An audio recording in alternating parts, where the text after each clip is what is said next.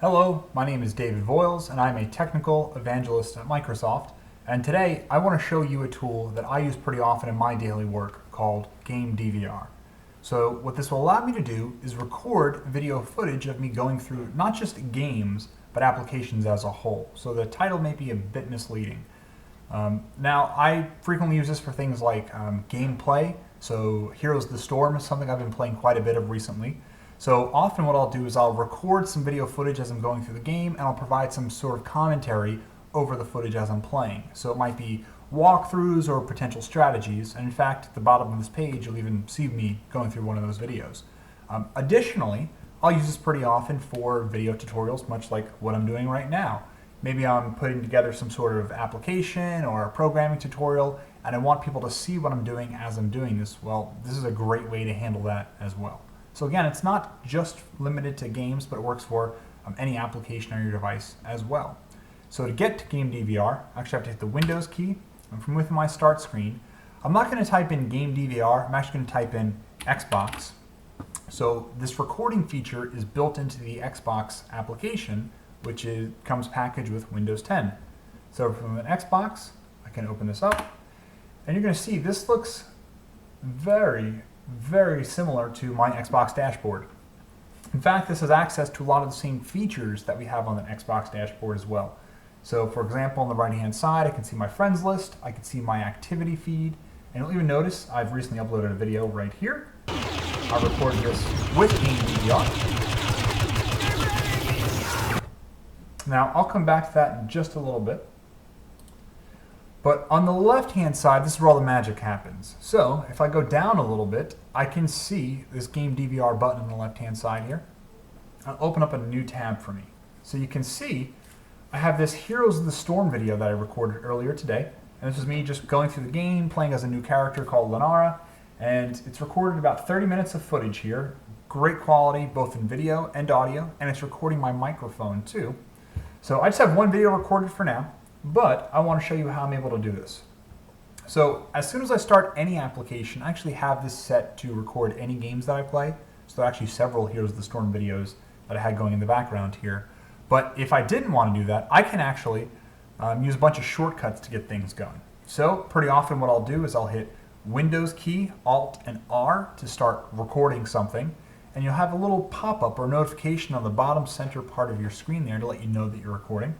That's great, but I'll often forget that I'm recording something as time goes on, so I'll hit Windows key, Alt, and T to show the timer, which will appear in the top right corner, and it'll tell me how long I've been recording.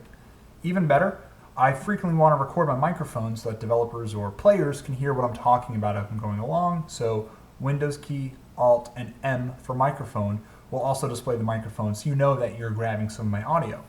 Now, as soon as I'm done, I can hit Win, Alt, and R again for recording, and it'll stop recording the video, which will then be saved to my hard drive.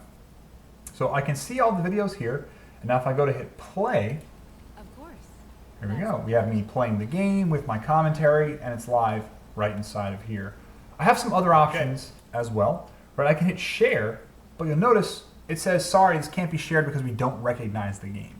So now what this will do is this will actually share games within my Xbox Live activity feed, but the games must be built into Windows 10, so it's got to be a Windows 10 application, or it must be an Xbox application so that we can help vet some of the content that's going through, right? We probably don't want some questionable content being shared on Xbox Live, so it's a great way to help curb or curate that. But if this was coming from an Xbox game, like you saw me playing Battlefront before, it'll play perfectly nice. In fact, from there, I can share it, I can post it on my activity feed, and I did that earlier. So if I click on my profile, you can see the exact video that I had of me going through Star Wars. But back to the Game DVR, I also have the ability to trim, so I can gently scrub back and forth in the video, and maybe I have a little bit of fluff at the beginning that I don't need. You know, maybe we're setting up the lobby or we're getting players started. Well, I can just drag this to the left and say, you know, let's trim some of that.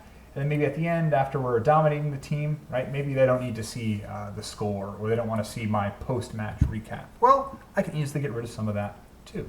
So for now, I'm just going to hit cancel. And also, you can see I can open folder and go directly to where that is.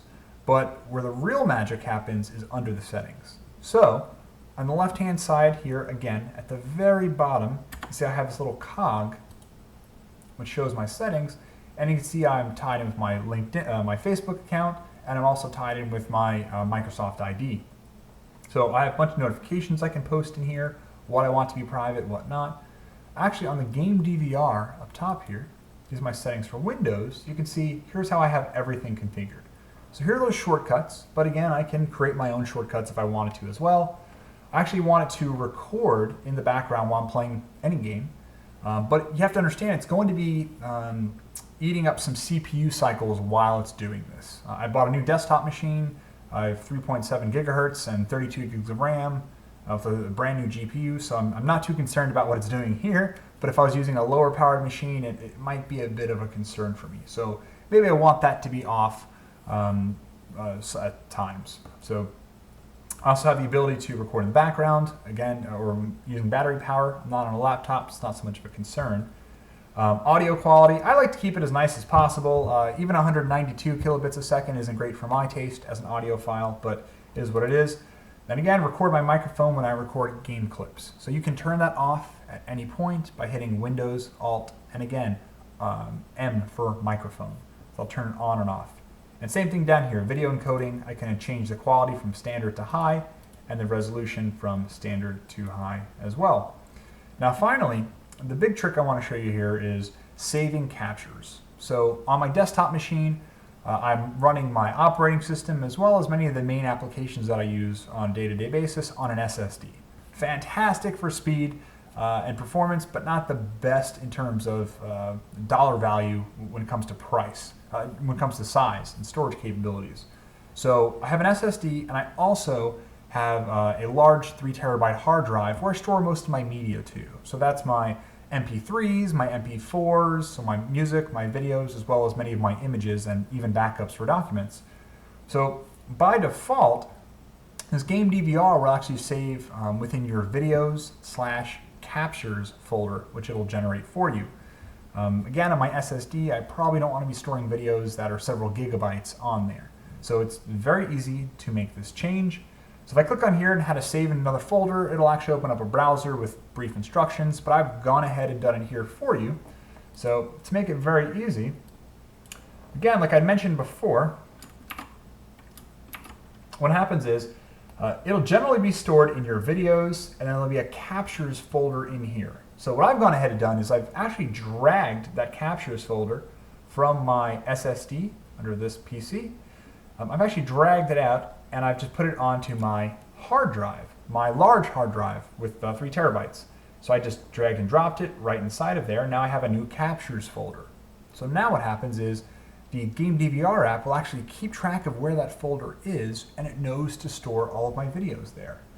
So if I click on that captures folder, you can see here is that Heroes of the Storm video, and it's located in my D drive instead of under videos.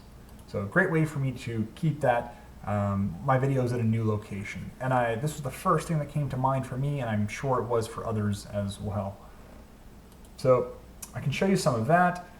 What else did I have here? There was something else I want to show you for Star Wars. Oh, okay. So on Game DVR, again, I can go back to this button. I can see shared. So here are videos that I have. Again, from a few months ago, I was playing Star Wars Battlefront during the beta. And I can press play within here, and you can actually see me start to decimate Darth Vader, right? So I like to think that maybe I got a little bit of Jedi blood in myself, or oddly enough, the new trilogy is launching on my birthday. So coincidence? I think not. So from here, remember I told you before that we can share some of the video clips? Well, we're going to do exactly that. So if I hit share, I can see I have activity feed, I can send someone a message, or I can showcase this in my profile, which I actually did just before. So that's what I was showcasing as the first thing you saw when you came in.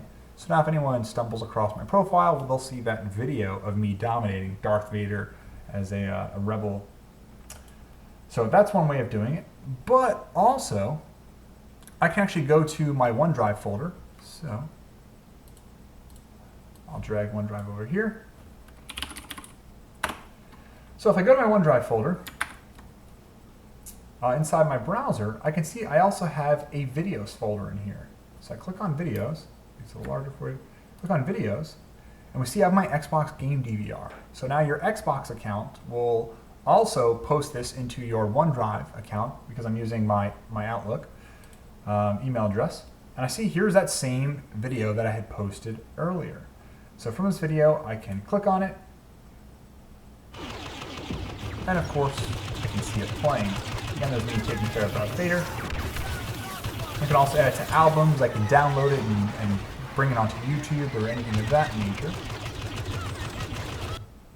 But even better, I can right-click on this video, and I can share it a number of ways. I can either invite people to take a look at it, or I can generate a link, which I can also shorten and share on many of my social media networks, Facebook, Twitter, LinkedIn. But what I want to do here is I actually want to have this video embedded into my web page. So I can right-click, hit embed, and what's going to do is it's going to generate an iframe or some HTML that I can then take and put it into a website. So on this exact post, if you scroll down, you'll see it's actually right there. So an iframe is essentially some HTML that we can put into any other page, and it'll actually load a second page within the first one that you're viewing right there. So I can copy this, and I can go back to my WordPress, which is what I use to host all of my web content. I can drop it right in there, and now users can come by, click play, and watch the video. Oddly enough, it doesn't actually play the video inside of that page. It'll actually redirect you to OneDrive itself, and you can hit play, and it'll have the video very large or full screen, your choice. I kind of wish that would just play the video as though it was a YouTube link directly inside of the page, but you know, it is what it is. So that's another little trick of the trade that I have along the way. And the best part about this is people don't have to actually log in to even view these videos. Because I'm publicly sharing it, they can just click on the video and they're good to go from there. I don't have to pay any sort of hosting fee or bandwidth cost. I'm just good to go. So the last point I want to iterate here is the fact that you can use this not just for games, but also for applications as a whole. So again, as soon as I start the application, I hit Windows key Alt-R, and I'll start to record the video of me playing some of this. So if there's anything I can do to help you out in the future with this, or you have some tips or suggestions I may have missed along the way, I would love to hear about it, so feel free to reach out to me. Again, my name is Dave Voiles, and you can find me on Twitter @DaveVoiles. Thank you.